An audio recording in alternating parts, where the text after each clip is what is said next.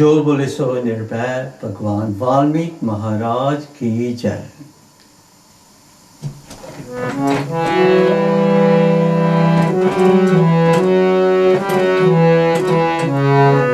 गुरु वाल्मीकि दाता महाराज जी सदा भगतां दी रखदा लाज जी, सदा भगतां दी रखदा लाज जी।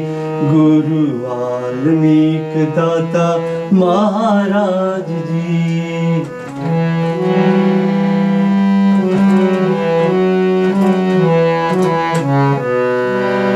हर वेले जीबा नाम उस दा ही लैंदी ऐ, तन गुरु रूह मेरी कहंदी ऐ। हर वेले जीबा नाम उस दा ही लैंदी ऐ, तन गुरु रूह मेरी कहंदी ऐ। ओने सारे ही सवारे मेरे काज जी, सदा भगतां दी रखदा लाज जी, सदा भगतां दी रखदा लाज जी। गुरु वाल्मीकि दाता महाराज जी।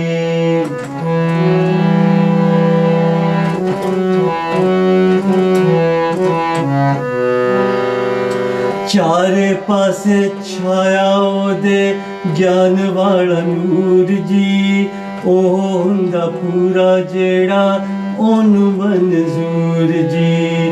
चारे पासे छाया ओदे ज्ञान वाला नूर जी, ओह पूरा हुंदा जेड़ा ओनू मंजूर जी। झूठी दुनिया दे झूठे भी रवाज जी, सदा भगतां दी रखदा लाज जी, सदा भगतां दी रखदा लाज जी। गुरु वाल्मीकि दाता महाराज जी।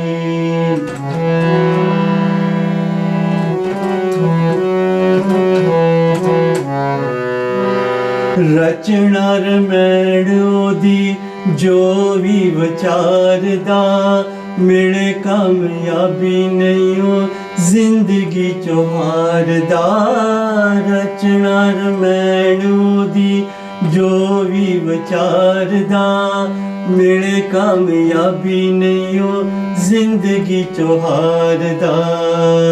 मेरे गुरु जी दा वखरा समाज जी, सदा भगतां दी रखदा लाज जी, सदा भगतां दी रखदा लाज जी। गुरु वाल्मीकि दाता महाराज जी।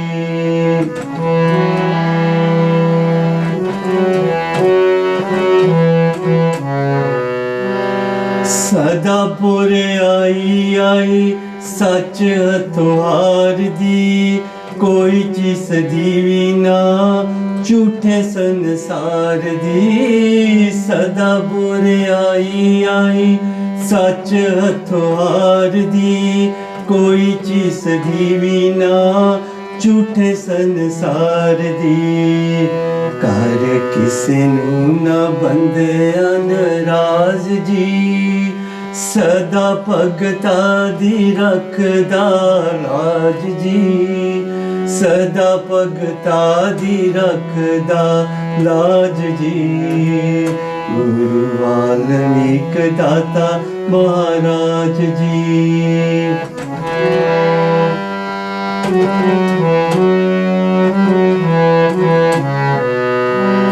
तारी जय मूर्ख ते दुनिया ते लख जी, किन्ना चिर गुरु कोलों रहणगे वख जी। तारी जय मूर्ख ते दुनिया ते लख जी, किन्ना चिर गुरु कोलों रहणगे वख जी।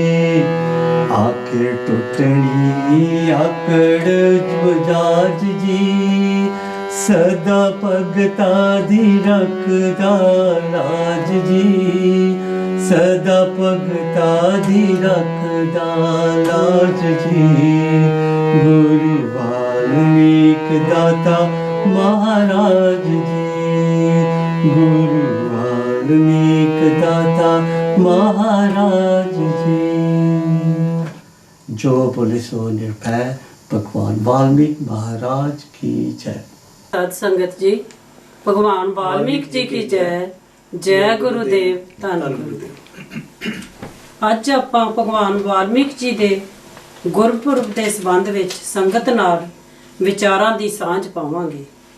ਅੱਜ ਦੇ ਇਸ ਪ੍ਰੋਗਰਾਮ ਵਿੱਚ ਮੇਰੇ ਨਾਲ ਹਿੱਸਾ ਲੈ ਰਹੇ ਹਨ ਭਾਈ ਸਾਹਿਬ ਭਾਈ ਉਮਰ ਕਲਿਆਣ ਜੀ ਅਤੇ ਭਾਈ ਸਾਹਿਬ ਭਾਈ ਬਲਜੀਤ ਸਿੰਘ ਜੀ ਸਹੋਤਾ। ਭਾਈ ਸਾਹਿਬ ਜੀ, ਭਗਵਾਨ ਵਾਲਮੀਕ ਜੀ ਕੀ ਜੈ। ਭਾਈ ਉਮਰ ਕਲਿਆਣ ਜੀ ਨੇ ਭਗਵਾਨ ਵਾਲਮੀਕ ਜੀ ਦਾ ਸ਼ਬਦ ਪੜਿਆ, ਗੁਰੂ ਵਾਲਮੀਕ ਦਾਤਾ ਮਹਾਰਾਜ ਜੀ, ਸਦਾ ਭਗਤਾਂ ਦੀ ਰੱਖਦਾ ਲਾਜ ਜੀ। ਭਾਈ ਸਾਹਿਬ ਜੀ ਨੇ ਵਰਣਨ ਕੀਤਾ ਕਿ ਉਹ ਮਾਲਕ ਸਦਾ ਹੀ ਭਗਤਾਂ ਦੀ ਲਾਜ ਰੱਖਦਾ। ਆਪਾਂ ਪੁਰਾਣੀ ਹਿਸਟਰੀ ਵਿੱਚ ਜੇਕਰ ਝਾਤੀ ਮਾਰ ਕੇ ਦੇਖੀਏ ਤਾਂ ਦੁਆਪਰ ਯੁੱਗ ਵਿੱਚ ਭਗਵਾਨ ਕ੍ਰਿਸ਼ਨ ਜੀ ਨੇ ਦ੍ਰੋਪਦੀ ਦੀ ਲਾਜ ਰੱਖਣ ਦੀ ਗੱਲ, ਇਸੇ ਤਰ੍ਹਾਂ ਹੀ ਤਾਰਾ ਰਾਣੀ ਦੇ ਖੜਾਮ ਦੇ ਜੁੜਨ ਦੀ ਗੱਲ ਵੀ ਗੁਰਬਾਣੀ ਅੰਦਰ ਆਈ। ਇਸੇ ਤਰ੍ਹਾਂ ਹੀ ਸੰਤ ਮੀਰਾਬਾਈ ਜੀ ਦੀ ਜ਼ਿੰਦਗੀ ਵੀ ਸਾਡੇ ਸਾਹਮਣੇ ਹੈ। ਉਹ ਜ਼ਹਿਰ ਹੀ ਪੀ ਗਈ। ਮੈਂ ਬੇਨਤੀ ਕਰਾਂ ਗੁਰਮੁਖ ਪਿਆਰਿਓ, ਇਸ ਇਨਸਾਨ ਨੂੰ ਜ਼ਿੰਦਗੀ ਦੀ ਕਾਮਯਾਬੀ ਲਈ ਕਹਿ ਲਈਏ, ਮਨੁੱਖੀ ਜਨਮ ਦੇ ਸਫਲ ਕਰਨ ਦੀ ਗੱਲ ਕਹਿ ਲਈਏ, ਬਾਣੀ ਨੂੰ ਆਪਣੀ ਜ਼ਿੰਦਗੀ ਦਾ ਆਧਾਰ ਬਣਾਉਣਾ ਆਖਿਆ ਜਾ ਸਕਦਾ। ਆਪਾਂ ਭਗਵਾਨ ਵਾਲਮੀਕ ਜੀ ਦਾ ਜਨਮ ਦਿਨ ਕਹਿ ਲਈਏ, ਭਗਵਾਨ ਵਾਲਮੀਕ ਜੀ ਦਾ ਪ੍ਰਗਟ ਦਿਵਸ ਕਹਿ ਲਈਏ, ਭਗਵਾਨ ਵਾਲਮੀਕ ਜੀ ਦਾ ਪ੍ਰਕਾਸ਼ ਉਤਸਵ ਕਹਿ ਲਈਏ, ਜਾਂ ਫਿਰ ਭਗਵਾਨ ਵਾਲਮੀਕ ਜੀ ਦਾ ਗੁਰਪੁਰਬ ਕਹਿ ਲਈਏ। ਇੱਕੋ ਹੀ ਸ਼ਬਦ ਦੇ ਵੱਖਰੇ ਵੱਖਰੇ ਨਾਮ ਆਖੇ ਜਾ ਸਕਦੇ ਹਨ। ਮਾਲਕ ਦੇ ਪਿਆਰੇ ਆਪਾਂ ਨੂੰ ਕੀ ਦੱਸਦੇ ਹਨ ਕਿ ਸਭ ਦੇ ਅੰਦਰ ਜੋ ਆਤਮਾ ਹੈ ਉਹ ਇੱਕ ਹੈ ਅਤੇ ਉਸ ਨੂੰ ਜਾਣਨ ਦਾ ਢੰਗ, ਤਰੀਕਾ ਅਤੇ ਸਾਧਨ ਹਰੇਕ ਮਹਾਤਮਾ ਨੇ ਆਪਣੇ ਆਪਣੇ ਧਾਰਮਿਕ ਗ੍ਰੰਥ ਦੇ ਅੰਦਰ ਲਿਖਿਆ। ਮੈਨੂੰ ਗੁਰਬਾਣੀ ਦੀ ਇੱਕ ਕੜੀ ਯਾਦ ਆ ਗਈ। ਭੀਖਾ ਜੀ ਇੱਕ ਮੁਸਲਮਾਨ ਮਹਾਤਮਾ ਹੋਏ ਹਨ। ਆਪਣੀ ਬਾਣੀ ਅੰਦਰ ਉਹਨਾਂ ਨੇ ਇੱਕ ਜਗ੍ਹਾ ਤੇ ਲਿਖਿਆ, ਭੀਖਾ ਭੂਖਾ ਕੋ ਨਹੀਂ, ਸਭ ਕੀ ਗਠੜੀ ਲਾਲ, ਗਿਰੇ ਖੋਲ ਨਾ ਜਾਣ ਸੀ, ਤਾਂ ਤੇ ਪੈ ਕੰਗਾਲ। ਭੀਖਾ ਜੀ ਦੱਸ ਰਹੇ ਹਨ ਕਿ ਦੁਨੀਆ ਦੇ ਅੰਦਰ ਮਾਲਕ ਨੇ ਕਿਸੇ ਨੂੰ ਵੀ ਘੱਟ ਜਾਂ ਵੱਧ ਨਹੀਂ ਦਿੱਤਾ। ਸਵਾਲ ਇਸ ਚੀਜ਼ ਦਾ ਹੈ ਕਿ ਉਸ ਦੀ ਪਹਿਚਾਣ ਕਰਨੀ ਪਵੇਗੀ। ਜਿਸ ਤਰ੍ਹਾਂ ਹੀਰੇ ਜਾਂ ਜਵਾਹਰਾਤ ਨੂੰ ਪਹਿਚਾਣ ਕਰਨ ਦੀ ਪਾਰਖੂ ਅੱਖ ਜਵਾਰੀ ਪਾਸ ਹੁੰਦੀ ਹੈ। ਭਗਵਾਨ ਵਾਲਮੀਕ ਜੀ ਦੇ ਪ੍ਰਗਟ ਦਿਵਸ ਮਨਾਉਣ ਤੋਂ ਭਾਵ ਉਹਨਾਂ ਦੀ ਬਾਣੀ ਨੂੰ ਆਪਣੀ ਜ਼ਿੰਦਗੀ ਦਾ ਆਧਾਰ ਬਣਾਉਣਾ ਆਖਿਆ ਜਾ ਸਕਦਾ। ਦੂਸਰੇ ਲਫ਼ਜ਼ਾਂ ਵਿੱਚ ਆਪਾਂ ਆਖ ਸਕਦੇ ਹਾਂ ਕਿ ਉਸ ਦੇ ਵਿਚਾਰਾਂ ਨਾਲ ਸਾਂਝ ਪਾਉਣੀ ਹੀ ਭਗਵਾਨ ਵਾਲਮੀਕ ਜੀ ਦਾ ਗੁਰਪੁਰਬ ਆਖਿਆ ਜਾ ਸਕਦਾ। ਬਾਣੀ ਅੰਦਰ ਜੋ ਲਿਖਿਆ ਉਸ ਨੂੰ ਮੰਨਣ ਵਿੱਚ ਲੈ ਕੇ ਆਉਣਾ ਹੀ ਉਸ ਦਾ ਪ੍ਰਗਟ ਦਿਵਸ ਮਨਾਉਣਾ ਆਖਿਆ ਜਾ ਸਕਦਾ। ਆਪਾਂ ਇਸ ਨੂੰ ਇੱਕ ਬਾਹਰਲੀ ਉਦਾਹਰਣ ਲੈ ਕੇ ਸਮਝ ਸਕਦੇ ਹਾਂ ਕਿ ਭਾਰਤ ਵਿੱਚ ਜੁਲਾਈ ਅਗਸਤ ਦੇ ਮਹੀਨੇ ਵਿੱਚ ਕਾਫੀ ਗਰਮੀ ਵਾਲੇ ਆਖੇ ਜਾਂਦੇ ਹਨ। ਇੱਕ ਬਿਰਧ ਮਾਂ-ਬਾਪ ਦਾ ਮੰਜਾ ਧੁੱਪ ਵਿੱਚ ਹੋਵੇ, ਉਹ ਇਹ ਆਖਣ ਕਿ ਉਹਨਾਂ ਦਾ ਮੰਜਾ ਧੁੱਪ ਵਿੱਚੋਂ ਚੱਕ ਕੇ ਛਾਂ ਵਿੱਚ ਕਰ ਦਿੱਤਾ ਜਾਵੇ। ਜੇਕਰ ਉਸ ਮਾਂ ਬਾਪ ਦੇ ਬੱਚੇ ਉਸ ਦੇ ਮੰਜੇ ਦੇ ਇਰਦ ਗਿਰਦ ਹੀ ਚੱਕਰ ਕੱਟੀ ਜਾਣ, ਮਾਂ ਬਾਪ ਦੀ ਗੱਲ ਮੰਨਣ ਹੀ ਨਾ, ਤਾਂ ਕੀ ਆਪਾਂ ਮਾਂ ਬਾਪ ਨੂੰ ਖੁਸ਼ ਕਰ ਸਕਦੇ ਹਾਂ? ਗੁਰਮੁਖ ਪਿਆਰਿਓ, ਬਾਪ ਦੀ ਖੁਸ਼ੀ ਉਸ ਦੀ ਆਗਿਆਕਾਰੀ ਵਿੱਚ ਹੈ। ਉਸ ਦੀ ਆਗਿਆਕਾਰੀ ਕੀ ਹੈ? ਜੋ ਉਸਨੇ ਬਾਣੀ ਅੰਦਰ ਸਾਨੂੰ ਲਿਖ ਕੇ ਦਿੱਤਾ, ਉਸ ਨੂੰ ਮੰਨਣ ਵਿੱਚ ਲੈ ਕੇ ਆਉਣਾ। ਮੰਨਣ ਵਿੱਚ ਉਸ ਸਮੇਂ ਲੈ ਕੇ ਆਵਾਂਗੇ ਜਦੋਂ ਇਸ ਬਾਣੀ ਨੂੰ ਸੁਣਾਂਗੇ। ਮੈਨੂੰ ਇਹ ਗੱਲ ਕਹਿਣ ਤੋਂ ਸੰਕੋਚ ਨਹੀਂ ਕਰਨਾ ਚਾਹੀਦਾ ਕਿ ਗੁਰੂ ਘਰ ਵਿੱਚ ਗਏ, ਦੁਨਿਆਵੀ ਗੱਲਾਂ ਕਰਕੇ ਹੀ ਆ ਗਏ ਤਾਂ ਫਿਰ ਜ਼ਿੰਦਗੀ ਵਿੱਚ ਤਬਦੀਲੀ ਨਹੀਂ ਆਵੇਗੀ। ਡਾਕਟਰ ਦੀ ਸਰਜਰੀ ਦੇ ਚੱਕਰ ਕੱਟਣ ਨਾਲ ਕਿਸੇ ਦੀ ਬਿਮਾਰੀ ਠੀਕ ਹੁੰਦੀ ਨਹੀਂ ਦੇਖੀ। ਖਾਣਾ ਬਣਾਉਣ ਦੀ ਕਿਤਾਬ ਪੜ੍ਹਨ ਨਾਲ ਕਿਸੇ ਦੀ ਭੁੱਖ ਦੂਰ ਹੁੰਦੀ ਨਹੀਂ ਦੇਖੀ। ਏਅਰਪੋਰਟ ਦੇ ਚੱਕਰ ਕੱਟਣ ਨਾਲ ਕਿਸੇ ਦਾ ਦੁਨਿਆਵੀ ਸਫ਼ਰ ਤੈਅ ਹੁੰਦਾ ਨਹੀਂ ਦੇਖਿਆ। ਗੁਰਮੁਖ ਪਿਆਰਿਓ, ਆਪਾਂ ਸਾਰੇ ਹੀ ਜਾਣਦੇ ਹਾਂ ਕਿ ਇਸ ਮੀਡੀਆ ਦੇ ਯੁੱਗ ਵਿੱਚ ਫੇਸਬੁੱਕ, ਟੈਲੀਵਿਜ਼ਨ ਜਾਂ ਫਿਰ ਪੇਪਰਾਂ ਵਿੱਚ ਭਗਵਾਨ ਵਾਲਮੀਕ ਜੀ ਦੇ ਗੁਰਪੁਰਬ ਬਾਰੇ ਕਾਫੀ ਕੁਝ ਪ੍ਰਚਾਰਿਆ ਜਾ ਰਿਹਾ ਹੈ। ਭਾਈ ਸਾਹਿਬ ਜੀ, ਭਗਵਾਨ ਵਾਲਮੀਕ ਜੀ ਦੇ ਗੁਰਪੁਰਬ ਦੇ ਸੰਬੰਧ ਵਿੱਚ ਆਪ ਸੰਗਤ ਨੂੰ ਕੀ ਕਹਿਣਾ ਚਾਹੁੰਦੇ ਹੋ? ਗੁਰਮੁਖ ਪਿਆਰਿਓ, ਅੱਜ ਦੇ ਇਸ ਸ਼ਬਦ ਦੇ ਅੰਦਰ ਕਹਿ ਲਈਏ, ਅੱਜ ਦੀ ਇਸ ਵਾਰਤਾਲਾਪ ਦੇ ਅੰਦਰ ਕਹਿ ਲਈਏ, ਜਿਸ ਤਰ੍ਹਾਂ ਆਪਾਂ ਭਾਈ ਸਾਹਿਬ ਦੇ ਕੋਲੋਂ ਪਹਿਲਾਂ ਸ਼ਬਦ ਜਿਹੜਾ ਉਹ ਸਰਵਣ ਕੀਤਾ ਤੇ ਉਹਨਾਂ ਨੇ ਆਪਣੇ ਸ਼ਬਦ ਦੇ ਅੰਦਰ ਦਾਤਾ ਲਫ਼ਜ਼ ਜਿਹੜਾ ਉਸ ਨੂੰ ਵਰਤੋਂ ਵਿੱਚ ਲੈ ਕੇ ਆਂਦਾ। ਜਿਸ ਤਰ੍ਹਾਂ ਉਹਨਾਂ ਨੇ ਵਰਣਨ ਕੀਤਾ, ਗੁਰੂ ਵਾਲਮੀਕ ਦਾਤਾ ਮਹਾਰਾਜ ਜੀ ਸਦਾ ਭਗਤਾਂ ਦੀ ਰੱਖਦਾ ਲਾਜ ਜੀ। ਉਸ ਮਾਲਕ ਦੇ ਪਿਆਰੇ ਆਪਾਂ ਕਹਿ ਲਈਏ, ਜਦੋਂ ਵੀ ਇਸ ਦੁਨੀਆ ਦੇ ਅੰਦਰ ਆਉਂਦੇ ਤੇ ਫਿਰ ਉਹ ਦਾਤੇ ਬਣ ਕੇ ਆਉਂਦੇ। ਦਾਤੇ ਤੋਂ ਭਾਵ ਕਿ ਉਹ ਉਸ ਅਵਸਥਾ ਦੇ ਮਾਲਕ ਹੁੰਦੇ ਕਹਿ ਲਈਏ, ਉਸ ਰੂਹਾਨੀਅਤ ਦੇ ਆਪਾਂ ਬਾਦਸ਼ਾਹ ਕਹਿ ਲਈਏ, ਜਾਂ ਦੂਸਰੇ ਲਫ਼ਜ਼ਾਂ ਵਿੱਚ ਆਪਾਂ ਇਹ ਗੱਲ ਆਖ ਲਈਏ ਕਿ ਕੁੱਲ ਮਾਲਕ ਅਕਾਲ ਪੁਰਖ ਦਾ ਜਿਹੜਾ ਸਾਕਾਰ ਰੂਪ ਆਪਾਂ ਕਹਿ ਲਈਏ, ਉਹ ਉਹਨਾਂ ਦੇ ਵਿੱਚ ਜਿਹੜਾ ਪ੍ਰਗਟ ਤੌਰ ਤੇ ਦੇਖਿਆ ਜਾ ਸਕਦਾ। ਭਾਵ ਉਹਨਾਂ ਨੂੰ ਕੋਈ ਪੁੱਛਣ ਵਾਲਾ ਨਹੀਂ, ਇਸ ਕਰਕੇ ਉਹ ਦਾਤੇ ਬਣ ਕੇ ਇਸ ਦੁਨੀਆ ਦੇ ਅੰਦਰ ਵਿਚਰਦੇ। ਦਾਤੇ ਦੀ ਗੱਲ ਕਰਦੇ ਹੋਏ ਗੁਰੂ ਘਰ ਨੇ ਵੀ ਆਪਣੀ ਬਾਣੀ ਦੇ ਅੰਦਰ ਇੱਕ ਜਗ੍ਹਾ ਤੇ ਜ਼ਿਕਰ ਕੀਤਾ ਜੀ। ਪੰਜਵੇਂ ਪਾਤਸ਼ਾਹ ਮਹਾਰਾਜ ਜੀ ਨੇ ਕੀ ਲਿਖਿਆ? ਕਹਿੰਦੇ ਦੱਦਾ ਦਾਤਾ ਏਕ ਹੈ। ਕਹਿੰਦੇ ਉਹ ਦਾਤਾ ਇੱਕ ਆ, ਸਭ ਕੋ ਦੇਵਨ ਹਾਰ। ਕਹਿੰਦੇ ਉਹ ਸਾਰਿਆਂ ਨੂੰ ਹੀ ਦੇਣ ਦੇ ਸਮਰੱਥ ਆ, ਭਾਵ ਉਹ ਤਾਕਤ ਰੱਖਦਾ। ਦਿਨ ਦੇ ਟੋਟ ਨਾ ਆਵਈ। ਕਹਿੰਦੇ ਉਸ ਦਾ ਭੰਡਾਰ ਇੰਨਾ ਭਰਿਆ ਹੋਇਆ, ਕਹਿੰਦੇ ਅਗਨਤ ਭਰੇ ਭੰਡਾਰ। ਅਗਨਤ ਤੋਂ ਭਾਵ ਅਣਗਿਣਤ, ਗਿਣਤੀ ਜਿਹੜੀ ਉਹ ਨਹੀਂ ਕੀਤੀ ਜਾ ਸਕਦੀ। ਇਸ ਕਰਕੇ ਭਾਈ ਸਾਹਿਬ ਨੇ ਜੋ ਸ਼ਬਦ ਪੜਿਆ ਉਸ ਦੇ ਅੰਦਰ ਉਹਨਾਂ ਨੇ ਭਗਵਾਨ ਵਾਲਮੀਕ ਜੀ ਦੀ ਉਪਮਾ ਕਹਿ ਲਓ, ਉਹਨਾਂ ਦੇ ਗੁਣਾਂ ਦਾ ਵਰਣਨ ਜਿਹੜਾ ਆਪਣੇ ਸ਼ਬਦ ਦੇ ਅੰਦਰ ਕੀਤਾ ਕਿ ਉਹ ਜਦੋਂ ਵੀ ਇਸ ਦੁਨੀਆ ਦੇ ਅੰਦਰ ਆਉਂਦੇ ਤੇ ਫਿਰ ਉਹ ਦਾਤੇ ਬਣ ਕੇ ਆਉਂਦੇ। ਭਗਵਾਨ ਵਾਲਮੀਕ ਜੀ ਨੇ ਆਪਣੀ ਬਾਣੀ ਦੇ ਅੰਦਰ ਇਹ ਜਿਹੜਾ ਧਾਰਮਿਕ ਗ੍ਰੰਥ ਆ ਆਪਣੇ ਸਮੇਂ ਦੇ ਵਿੱਚ ਉਹਨਾਂ ਨੇ ਲਿਖਿਆ। ਉਸ ਨੂੰ ਉਹਨਾਂ ਨੇ ਗਿਆਨ ਰੂਪੀ ਸੂਰਜ ਆਖਿਆ। ਕਹਿੰਦੇ ਜਿੰਨਾ ਚਿਰ ਇਹ ਇਨਸਾਨ ਬਾਣੀ ਦੇ ਅਨੁਸਾਰ ਉਸ ਗਿਆਨ ਨੂੰ ਆਪਣੇ ਅੰਦਰ ਪ੍ਰਗਟ ਨਹੀਂ ਕਰੇਗਾ, ਇਹ ਇਨਸਾਨ ਉਸ ਦੀ ਦਿੱਤੀ ਹੋਈ ਦਾਤ ਕਹਿ ਲਈਏ, ਉਸ ਦੀ ਦਿੱਤੀ ਹੋਈ ਰਹਿਮਤ ਕਹਿ ਲਈਏ, ਉਸ ਦੀ ਦਿੱਤੀ ਹੋਈ ਬਖਸ਼ਿਸ਼ ਕਹਿ ਲਈਏ, ਉਸ ਤੋਂ ਇਹ ਇਨਸਾਨ ਜਿਹੜਾ ਉਹ ਫਾਇਦਾ ਨਹੀਂ ਉਠਾ ਸਕਦਾ। ਕਿਤੇ ਕਿਤੇ ਮਹਾਤਮਾ ਨੇ ਆਪਣੀ ਬਾਣੀ ਦੇ ਅੰਦਰ ਆਪਾਂ ਨੂੰ ਸਮਝਾਉਣ ਦੇ ਲਈ ਇਸ ਚੀਜ਼ ਦਾ ਵਰਣਨ ਕੀਤਾ ਜੀ।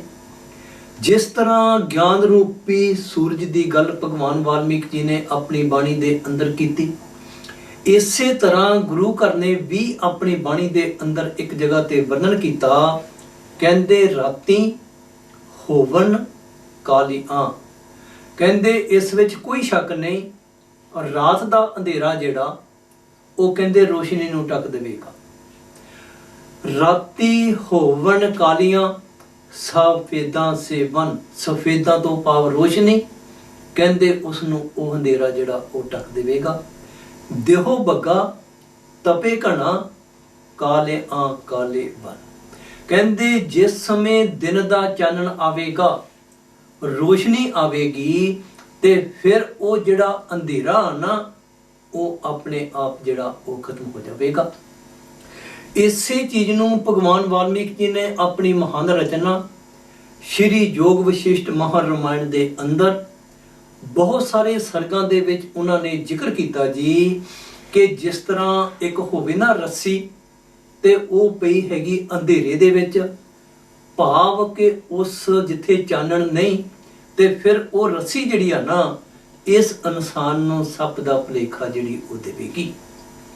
ਹੋਵੇਗਾ ਕਿ ਕਹਿੰਦੇ ਜਦੋਂ ਆਪਾਂ ਉਸ ਕਮਰੇ ਦੇ ਵਿੱਚ ਲਾਈਟ ਜਗਾ ਦਈਏ ਤੇ ਫਿਰ ਇਸ ਇਨਸਾਨ ਨੂੰ ਸੋਝੀ ਮਿਲ ਜਾਵੇਗੀ ਕਿ ਅਸਲ ਵਿੱਚ ਉਹ ਸੱਪ ਨਹੀਂ, ਉਹ ਰੱਸੀ ਆ। ਵੱਖਰੀਆਂ ਵੱਖਰੀਆਂ ਉਦਾਹਰਨਾਂ ਦੇ ਕੇ ਭਗਵਾਨ ਵਾਲਮੀਕ ਜੀ ਨੇ ਆਪਣੀ ਬਾਣੀ ਦੇ ਅੰਦਰ ਜ਼ਿਕਰ ਕੀਤਾ। ਜਿਸ ਤਰ੍ਹਾਂ ਉਹਨਾਂ ਨੇ ਇੱਕ ਮਾਰੂਥਲ ਦੀ ਗੱਲ ਜਿਹੜੀ ਆ ਬਹੁਤ ਸਾਰੀ ਆਪਣੀ ਬਾਣੀ ਦੇ ਵਿੱਚ ਵਰਣਨ ਕੀਤਾ ਕਿ ਮਾਰੂਥਲ ਦੇ ਵਿੱਚ ਹਿਰਨ ਜਿਹੜੇ ਆ ਉਹ ਆਪਣੀ ਪਿਆਸ ਨਹੀਂ ਬੁਝਾ ਸਕਦੇ।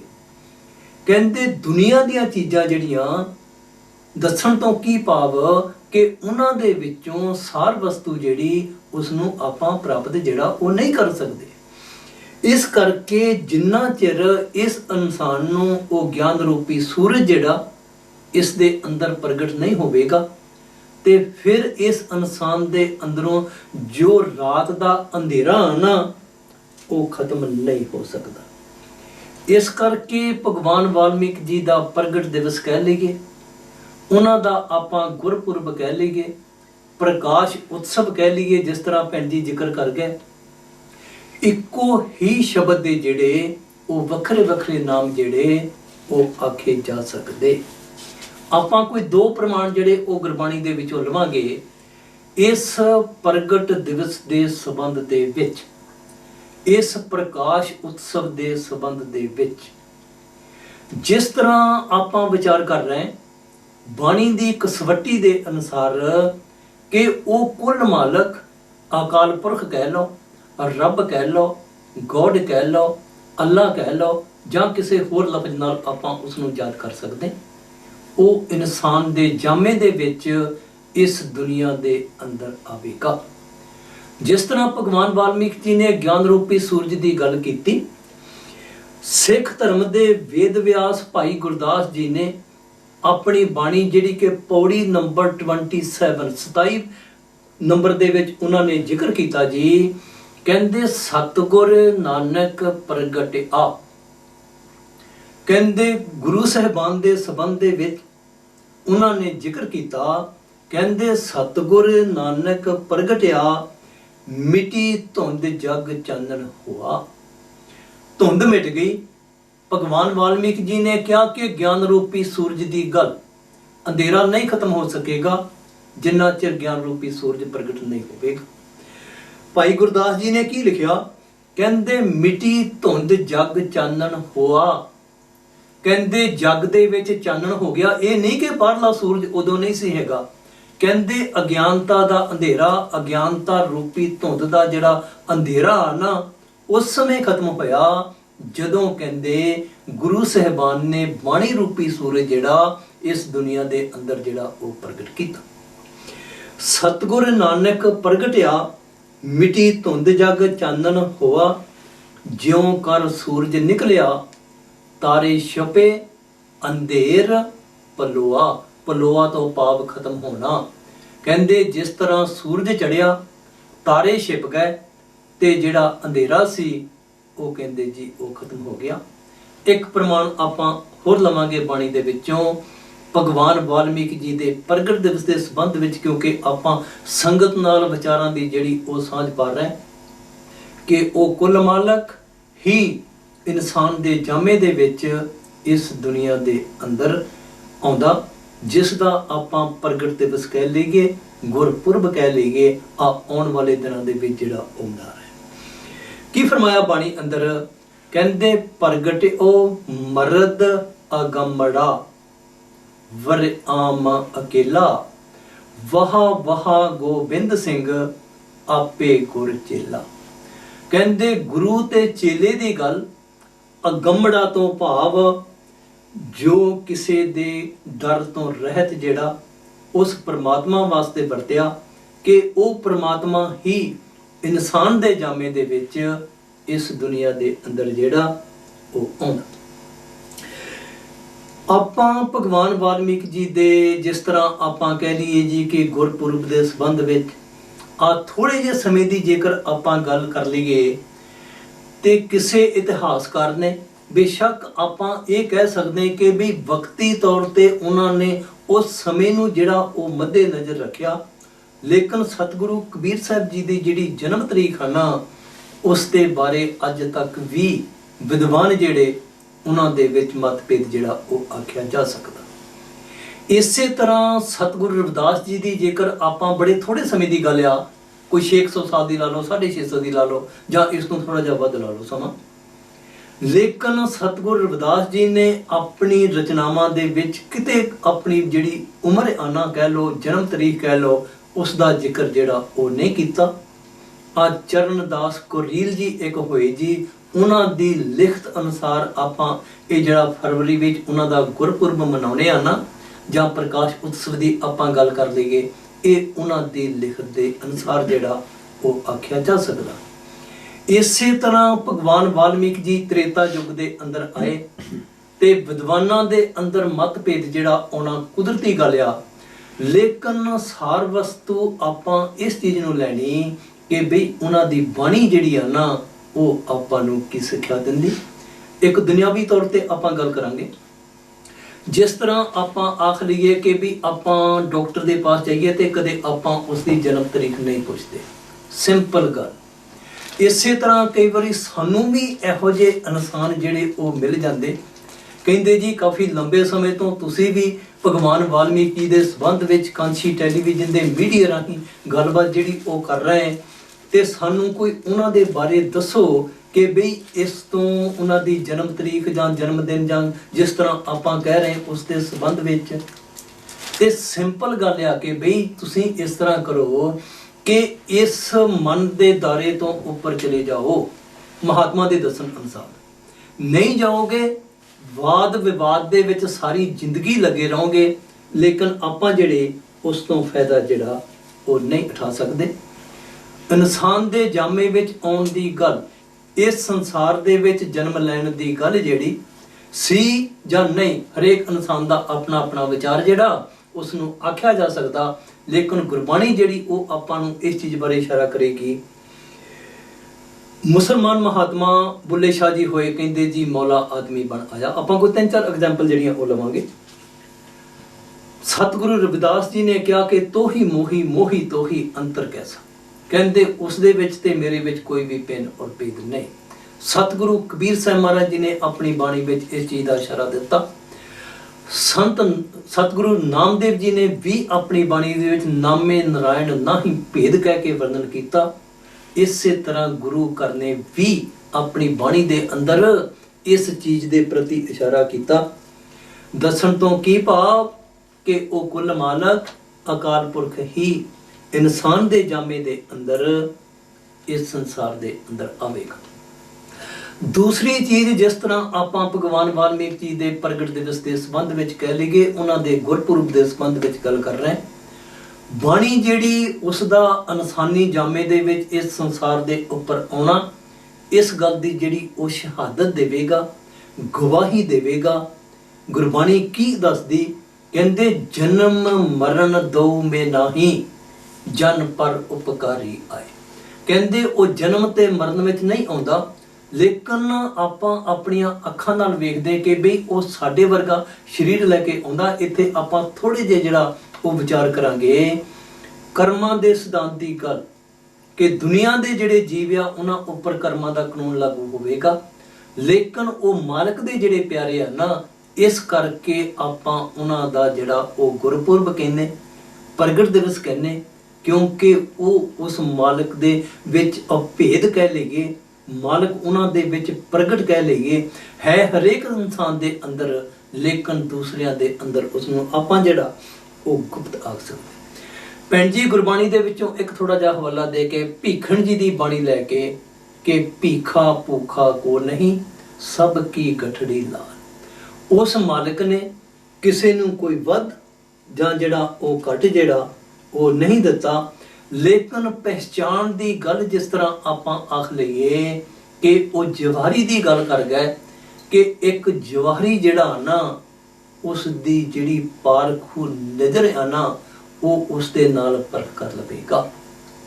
ਕਿ ਜਿਸ ਤਰ੍ਹਾਂ ਆਪਾਂ ਕੋਹੇ ਨੂਰ ਹੀਰੇ ਦੀ ਗੱਲ ਕਰਦੇ ਆ ਨਾ, ਕਈ ਵਾਰੀ ਆਪਾਂ ਸਤਸੰਗ ਵਿੱਚ ਉਸ ਦਾ ਜ਼ਿਕਰ ਕੀਤਾ, ਤੇ ਇਸ ਦੇ ਪਿੱਛੇ ਹਿਸਟਰੀ ਆ ਕਿ ਆਂਧਰਾ ਪ੍ਰਦੇਸ਼ ਦੀਆਂ ਪਹਾੜੀਆਂ ਦੇ ਵਿੱਚੋਂ ਇੱਕ ਆਜੜੀ ਨੂੰ ਇਹ ਕੋਹੇ ਨੂਰ ਹੀਰਾ ਮਿਲਿਆ। ਉਹ ਘਰ ਲੈ ਗਿਆ, ਉਸਨੇ ਆਪਣੇ ਬੱਚਿਆਂ ਨੂੰ ਖੇਡਣ ਵਾਸਤੇ ਦਿੱਤਾ, ਤੇ ਕੋਈ ਬੱਚੇ ਜਦੋਂ ਖੇਡ ਕੇ ਥੱਕ ਗਏ ਤੇ ਇੱਕ ਕਮਰੇ ਦੀ ਨੁੱਕਰ ਦੇ ਵਿੱਚ ਉਹਨਾਂ ਨੇ ਉਹ ਕੋਹੇ ਨੂਰ ਹੀਰਾ ਜਿਹੜਾ ਉਹ ਰੱਖ ਦਿੱਤਾ। ਇੱਕ ਸੌਦਾਗਰ ਉਸ ਆਜੜੀ ਦੇ ਪਾਸੋਂ ਭੇਡਾਂ ਲੈਣ ਵਾਸਤੇ ਆਇਆ, ਤੇ ਇੱਕ ਭੇਡ ਦੇ ਉਹਨਾਂ ਨੇ 2 ਰੁਪਏ ਜਿਹੜੇ ਉਸ ਆਜੜੀ ਨੂੰ ਦਿੱਤੇ। ਉਸ ਦੀ ਨਿਗਾਹ ਜਿਹੜੀ ਉਸ ਕੋਹੇ ਨੂਰ ਹੀਰੇ ਦੇ ਉੱਪਰ ਪੈ ਗਈ, ਤੇ ਉਸਨੇ ਉਸ ਆਜੜੀ ਨੂੰ ਪੁੱਛਿਆ ਕਿ ਇਹ ਕਿੱਥੋਂ ਲਿਆ। ਕਹਿੰਦੇ ਆ ਕੱਚ ਹੈਗਾ, ਸ਼ੀਸ਼ਾ ਹੈਗਾ, ਤੇ ਕਹਿੰਦੇ ਜੇ ਨਿਆਣੇ ਖੇਡ ਕੇ ਥੱਕ ਗਏ ਤੈਨੂੰ ਚਾਹੀਦਾ ਤੂੰ ਵੀ ਲੈ ਜਾ। ਲਿਖਤ ਵਿੱਚ ਇਸ ਤਰ੍ਹਾਂ ਮਿਲਦਾ ਕਿ ਉਸਨੇ 100 ਰੁਪਇਆ ਇਵਜਾਨੇ ਵਜੋਂ ਕਹਿ ਲਓ, ਨਜਰਾਨੇ ਵਜੋਂ ਕਹਿ ਲਓ, ਉਸਨੂੰ ਦਿੱਤਾ। ਕਹਿੰਦਾ ਮੈਂ ਇਸ ਦੀ ਕੀਮਤ ਨਹੀਂ ਦੇ ਸਕਦਾ। ਤੇ ਆਜੜੀ ਕਹਿਣ ਲੱਗਾ ਦੇਖੋ ਇਹ ਕਿੰਨਾ ਬੇਵਕੂਫ ਆ, ਭੇਡ ਦੇ ਦਿੰਦਾ 2 ਰੁਪਏ ਤੇ ਇਸ ਹੀਰੇ ਦੇ ਕਹਿੰਦਾ ਉਹ 100 ਰੁਪਇਆ ਜਿਹੜਾ ਸਿਰਫ ਜਿਸ ਤਰ੍ਹਾਂ ਆਪਾਂ ਟਿਪ ਕਹਿ ਦਿੰਦੇ ਉਸ ਦੇ ਵਾਸਤੇ ਜਿਹੜਾ ਉਹ ਦੇ ਗਿਆ।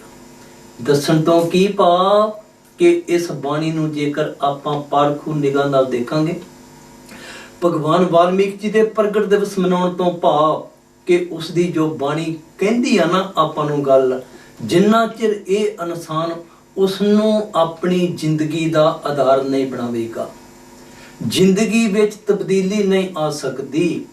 ਜਿਸ ਤਰ੍ਹਾਂ ਭੈਣ ਜੀ ਇਸ਼ਾਰਾ ਦੇ ਕੇ ਕੋਈ 4-5 ਐਗਜ਼ਾਮਪਲ ਦੇ ਕੇ ਕਿ ਗੁਰੂ ਘਰਾਂ ਦੇ ਚੱਕਰ ਕੱਟਣ ਦੇ ਨਾਲ ਕਦੇ ਇਸ ਇਨਸਾਨ ਦੀ ਜ਼ਿੰਦਗੀ ਜਿਹੜੀ ਆ ਨਾ ਉਸ ਦੇ ਵਿੱਚ ਤਬਦੀਲੀ ਜਿਹੜੀ ਉਹ ਨਹੀਂ ਆ ਸਕਦੀ। ਇਸ ਕਰਕੇ ਆਪਾਂ ਭਗਵਾਨ ਵਾਲਮੀਕ ਜੀ ਦੇ ਪ੍ਰਗਟ ਦਿਵਸ ਦੇ ਸੰਬੰਧ ਵਿੱਚ ਇਹੋ ਹੀ ਚੀਜ਼ ਜਿਹੜੀ ਉਹ ਲੈ ਕੇ ਸਾਹਮਣੇ ਆ ਰਿਹਾ ਹੈ ਕਿ ਵੀ ਜੇਕਰ ਬਾਪ ਦੀ ਆਪਾਂ ਉਸ ਦੇ ਹੁਕਮ ਨੂੰ ਨਹੀਂ ਮੰਨਿਆ, ਉਸ ਦੀ ਆਗਿਆਕਾਰੀ ਉਸ ਦੇ ਹੁਕਮ ਮੰਨਣ ਵਿੱਚ ਆ ਜੋ ਭਗਵਾਨ ਵਾਲਮੀਕ ਜੀ ਨੇ ਆਪਾਂ ਨੂੰ ਆਖਿਆ, ਜੇਕਰ ਆਪਾਂ ਉਸ ਨੂੰ ਜ਼ਿੰਦਗੀ ਦਾ ਆਧਾਰ ਨਹੀਂ ਬਣਾਇਆ ਤੇ ਫਿਰ ਆਪਾਂ ਭਗਵਾਨ ਵਾਲਮੀਕ ਜੀ ਦੀ ਜਿਹੜੀ ਖੁਸ਼ੀ ਆ ਨਾ ਉਸ ਨੂੰ ਪ੍ਰਾਪਤ ਜਿਹੜਾ ਉਹ ਨਹੀਂ ਕਰ ਸਕਦੇ।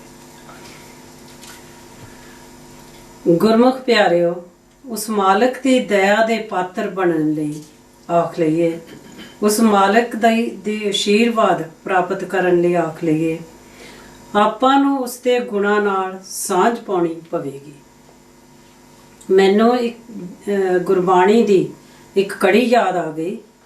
ਗੁਰੂ ਘਰ ਨੇ ਇੱਕ ਜਗ੍ਹਾ ਤੇ ਫਰਮਾਇਆ, ਗੁਣਾ ਕਾ ਹੋਵੇ ਵਾਸਲਾ ਕੱਢ ਵਾਸ ਲਈ ਜੇ ਗੁਣ ਹੋਵਨ ਸਾਜਨਾ ਮਿਲ ਸਾਂਝ ਕਰੀ ਜੇ। ਵਾਸਲਾ ਕਹਿੰਦੇ ਹਨ ਇੱਕ ਡੱਬਾ ਜਿਸ ਵਿੱਚ ਸੁਗੰਧੀ ਵਾਲੀਆਂ ਵਸਤਾਂ ਰੱਖੀਆਂ ਜਾਂਦੀਆਂ ਹਨ। ਜਿਸ ਤਰ੍ਹਾਂ ਆਪਾਂ ਫਲਾਵਰ ਵਾਜ਼ ਵੀ ਆਖਦੇ ਹਾਂ, ਜਿਸ ਵਿੱਚ ਫੁੱਲ ਰੱਖੇ ਜਾਂਦੇ ਹਨ। ਆਪਾਂ ਸਾਰੇ ਹੀ ਜਾਣਦੇ ਹਾਂ ਕਿ ਕੁਝ ਸਮਾਂ ਪਹਿਲਾਂ ਖਾਸ ਕਰਕੇ ਮੁਗਲ ਕਾਲ ਵਿੱਚ ਅਤਰ ਨੂੰ ਵੇਚਣ ਵਾਲੇ ਲੋਕ ਕੀ ਕਰਦੇ ਸਨ? ਅਤਰ ਨੂੰ ਡੱਬਿਆਂ ਵਿੱਚ ਬੰਦ ਕਰਕੇ ਗਲੀ-ਗਲੀ, ਬਾਜ਼ਾਰ-ਬਾਜ਼ਾਰ ਤਰ੍ਹਾਂ-ਤਰ੍ਹਾਂ ਦਾ ਅਤਰ ਵੇਚਿਆ ਕਰਦੇ ਸਨ।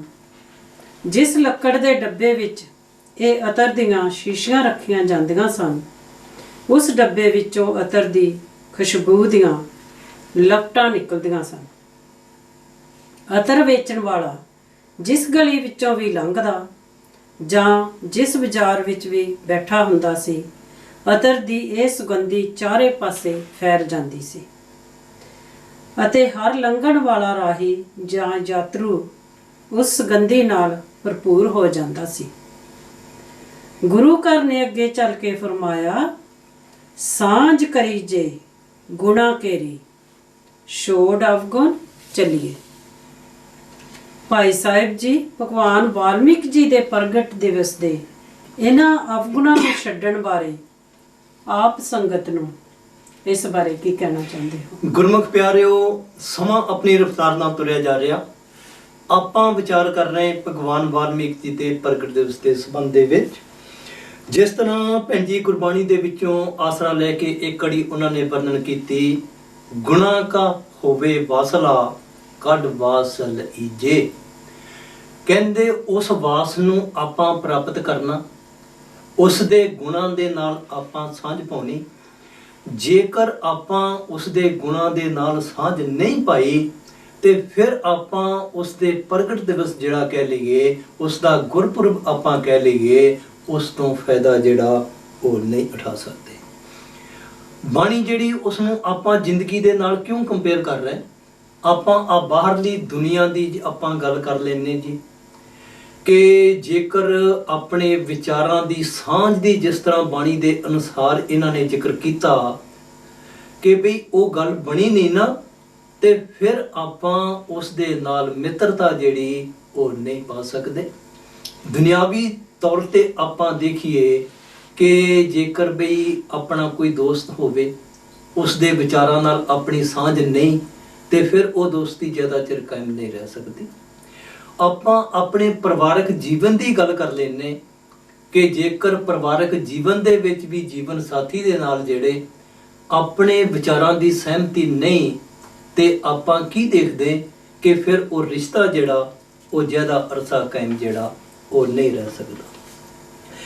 ਇਸ ਕਰਕੇ ਉਸ ਦੇ ਗੁਣਾਂ ਦੇ ਨਾਲ ਸਾਂਝ ਪਾਉਣ ਦੀ ਗੱਲ ਜਿਹੜੀ ਉਹ ਆਪਾਂ ਵਿਚਾਰ ਕਰਾਂਗੇ ਕਿ ਜਿਹੜੀ ਚੀਜ਼ ਉਸ ਨੂੰ ਪਸੰਦ ਨਹੀਂ, ਜੇਕਰ ਇਸ ਇਨਸਾਨ ਨੇ ਉਸ ਦਾ ਤਿਆਗ ਨਹੀਂ ਕੀਤਾ ਤੇ ਫਿਰ ਉਸ ਦੇ ਨਾਲ ਆਪਾਂ ਸਾਂਝ ਜਿਹੜੀ ਉਹ ਨਹੀਂ ਪਾ ਸਕਦੇ।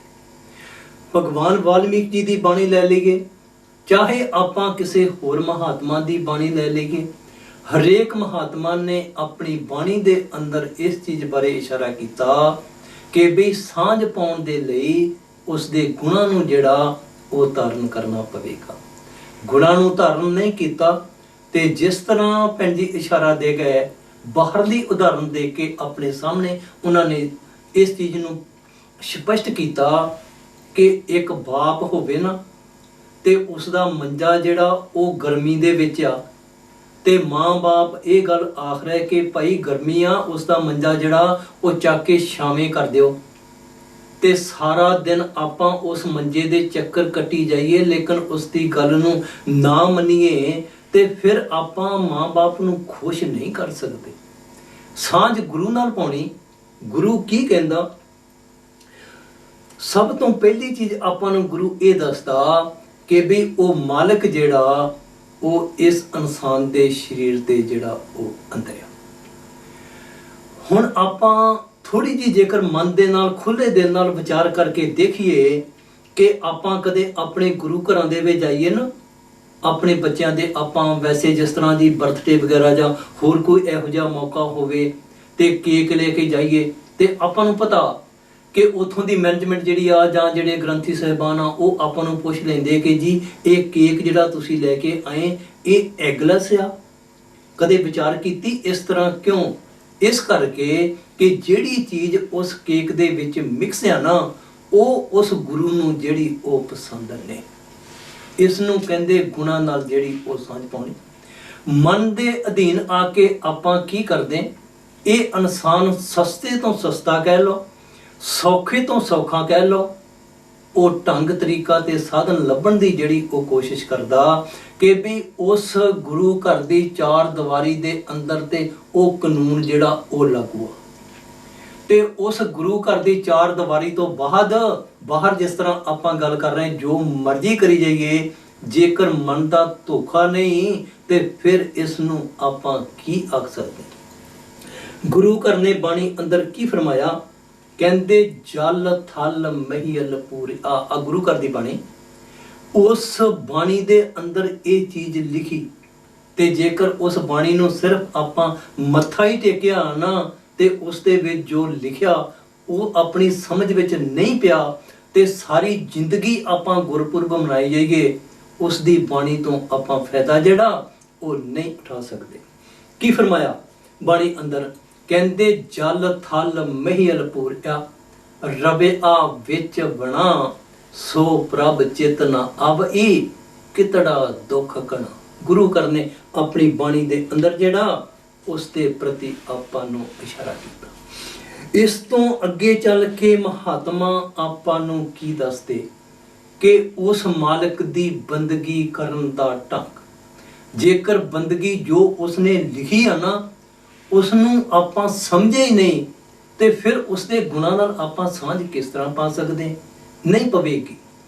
ਭਗਵਾਨ ਵਾਲਮੀਕ ਜੀ ਦੀ ਬਾਣੀ ਚੋਂ ਆਪਾਂ ਇੱਕ ਰੈਫਰੈਂਸ ਜਿਹੜਾ ਉਹ ਇਸ ਦੇ ਪ੍ਰਤੀ ਲਵਾਂਗੇ, ਕਿਉਂਕਿ ਆਪਾਂ ਉਹਨਾਂ ਦੇ ਗੁਰਪੁਰਬ ਦੇ ਸੰਬੰਧ ਵਿੱਚ ਆ ਜਿਹੜੀ ਦੇਸ਼ਾਂ ਵਿਦੇਸ਼ਾਂ ਦੇ ਵਿੱਚ ਸੰਗਤ ਪ੍ਰੋਗਰਾਮ ਦੇਖ ਰਹੀ ਆ ਨਾ, ਆਪਾਂ ਉਹਨਾਂ ਦੇ ਨਾਲ ਉਸ ਦੀ ਬਾਣੀ ਅਨੁਸਾਰ ਜਿਹੜੀ ਉਹ ਗੱਲ ਕਰ ਰਹੇ। ਭਗਵਾਨ ਵਾਲਮੀਕ ਜੀ ਨੇ ਨਿਰਵਾਣ ਪ੍ਰਕਰਨ ਸਰਗ 37 ਜਿਹੜੇ ਕਿ ਪੇਜ ਜਿਹੜਾ ਉਹ 83 ਦੇ ਉੱਪਰ ਜਿਹੜਾ ਉਹ ਵਰਣਨ ਕੀਤਾ। ਆਪਾਂ ਵਿਚਾਰ ਕਰ ਰਹੇ ਹਾਂ ਉਸ ਦੀ ਕਹੀ ਹੋਈ ਗੱਲ ਜਿਹੜੀ ਉਸ ਨੂੰ ਮੰਨਣ ਦੇ ਲਈ। ਭਗਵਾਨ ਵਾਲਮੀਕ ਜੀ ਨੇ ਆਪਣੀ ਬਾਣੀ ਦੇ ਅੰਦਰ ਸਪਸ਼ਟ ਫੈਸਲਾ ਕੀਤਾ ਜੀ, ਕਹਿੰਦੇ ਉਹ ਪ੍ਰਮਾਤਮਾ ਸਦਾ ਅਨੁਭਵ ਤੋਂ ਪ੍ਰਾਪਤ ਹੁੰਦਾ। ਅਨੁਭਵ ਦੀ ਗੱਲ ਭਗਵਾਨ ਵਾਲਮੀਕ ਜੀ ਨੇ ਦੱਸੀ। ਆਪਾਂ ਗੁਰੂ ਘਰਾਂ ਦੇ ਵਿੱਚ ਗਏ, ਕਦੇ ਅਨੁਭਵ ਦੀ ਗੱਲ ਜਿਹੜੀ ਉਹ ਸੁਣੀ ਨਹੀਂ, ਲੇਕਿਨ ਭਗਵਾਨ ਵਾਲਮੀਕ ਜੀ ਕਹਿੰਦੇ ਉਹ ਅਨੁਭਵ ਤੋਂ ਪ੍ਰਾਪਤ ਹੋਵੇਗਾ। ਸ਼ੇਖ ਫਰੀਦ ਜੀ ਨੇ ਆਪਣੀ ਬਾਣੀ ਅੰਦਰ ਇਸ ਅਨੁਭਵ ਦੀ ਗੱਲ ਜਿਹੜੀ ਉਹ ਕੀਤੀ, ਜਿਹੜੀ ਭਗਵਾਨ ਵਾਲਮੀਕ ਜੀ ਨੇ ਆਪਣੀ ਬਾਣੀ ਦੇ ਵਿੱਚ ਲਿਖੀ। ਸ਼ੇਖ ਫਰੀਦ ਜੀ ਕਹਿੰਦੇ ਫਰੀਦਾ ਸ਼ੱਕਰ ਖੰਡ ਨਬਾਤ ਗੁੜ, ਮਾਖਿਓ ਮਾਝਾ ਦੁੱਧ, ਸਭੇ ਵਸਤੂ ਮਿੱਠੀਆਂ ਰਬ ਨਾ ਪੂਜਨ ਤੁਧ। ਇਸ ਨੂੰ ਕਹਿੰਦੇ ਜੀ ਅਨੁਭਵ। ਕਹਿੰਦੇ ਸ਼ੇਖ ਫਰੀਦ ਜੀ ਜੇਕਰ ਕੋਈ ਇਨਸਾਨ ਮੈਨੂੰ ਇਹ ਗੱਲ ਪੁੱਛੇ ਕਿ ਵੀ ਉਸ ਮਾਲਕ ਦੇ ਅਨੁਭਵ ਦੀ ਗੱਲ ਦੱਸੋ ਤੇ ਫਿਰ ਮੈਂ ਕੀ ਬਿਆਨ ਕਰ ਸਕਦਾ। ਕਹਿੰਦੇ ਸ਼ੱਕਰ ਮਿੱਠੀ, ਖੰਡ ਮਿੱਠੀ, ਨਬਾਤ ਕਹਿੰਦੇ ਮਿਸਰੀ ਵੀ ਮਿੱਠੀ, ਸ਼ੱਕਰ ਖੰਡ ਨਬਾਤ ਗੁੜ ਕਹਿੰਦੇ ਗੁੜ ਵੀ ਮਿੱਠਾ, ਮਾਖਿਓ ਮਾਝਾ ਦੁੱਧ, ਮਾਖਿਓ ਤੋਂ ਭਾਵ ਸ਼ਹਿਦ ਵੀ ਮਿੱਠਾ ਤੇ ਮੱਝ ਦਾ ਦੁੱਧ ਵੀ ਮਿੱਠਾ। ਸਾਰੀਆਂ ਦੁਨੀਆ ਦੀਆਂ ਵਸਤਾਂ ਆ ਗਈਆਂ, ਲੇਕਿਨ ਜੇਕਰ ਕਹਿੰਦੇ ਰੱਬ ਦੇ ਘਰ ਦੀ ਮੈਨੂੰ ਗੱਲ ਪੁੱਛਦੇ ਹੋ ਤੇ ਉਹ ਕਹਿੰਦੇ ਅਨੁਭਵ ਤੋਂ ਬਗੈਰ ਜਿਹੜੀ ਉਹ ਪ੍ਰਾਪਤ ਨਹੀਂ ਹੋ ਸਕਦੀ। ਭਗਵਾਨ ਵਾਲਮੀਕ ਜੀ ਨੇ ਇੱਥੇ ਉਸ ਅਨੁਭਵ ਨੂੰ ਜਿਹੜਾ ਉਹ ਗੱਲ ਕੀਤੀ। ਦੂਸਰੇ ਕੜੀ ਦੇ ਵਿੱਚ ਇਸੇ ਸ਼ਬਦ ਵਿੱਚ ਭਗਵਾਨ ਵਾਲਮੀਕ ਜੀ ਨੇ ਫਰਮਾਇਆ ਕਿ ਉਸ ਮਾਲਕ ਦੀ ਪੂਜਾ ਜਿਹੜੀ ਉਹ ਦੀਵੇ ਜਗਾਉਣ ਨਾਲ ਨਹੀਂ ਹੁੰਦੀ।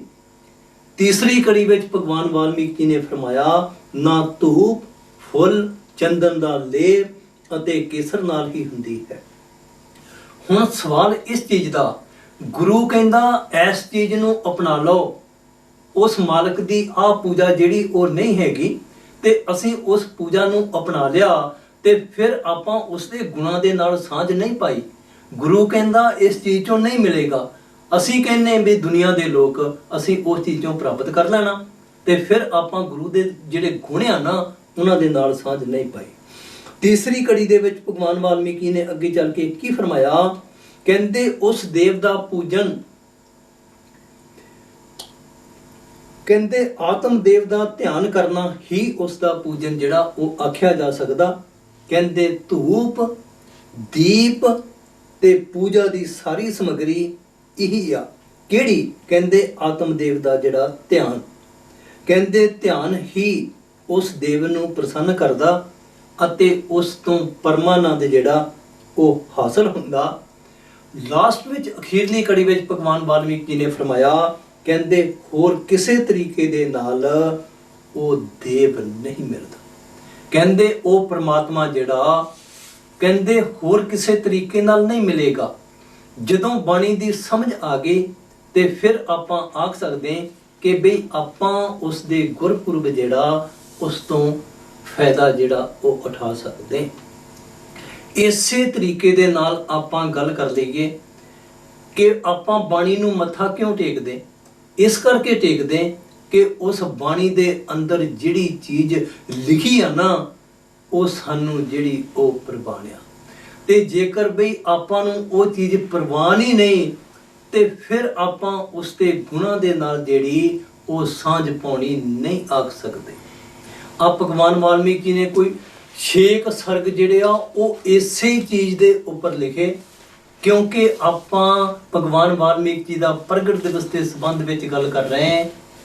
ਦੁਨੀਆ ਭਰ ਦੇ ਵਿੱਚ ਕਾਂਸੀ ਟੈਲੀਵਿਜ਼ਨ ਦੇ ਮੀਡੀਆ ਦੇ ਅਨੁਸਾਰ ਤੇ ਆਪਾਂ ਕੋਈ 1 ਜਾਂ 2 ਰੈਫਰੈਂਸ ਜਿਹੜੇ ਉਸ ਦੇ ਗੁਣਾਂ ਨਾਲ ਸਾਂਝ ਪਾਉਣ ਦੀ ਗੱਲ ਜਿਹੜੀ ਆ ਉਹ ਆਪਾਂ ਸਤਿਗੁਰੂ ਰਵਿਦਾਸ ਜੀ ਦੀ ਬਾਣੀ ਦੇ ਵਿੱਚੋਂ ਲਵਾਂਗੇ।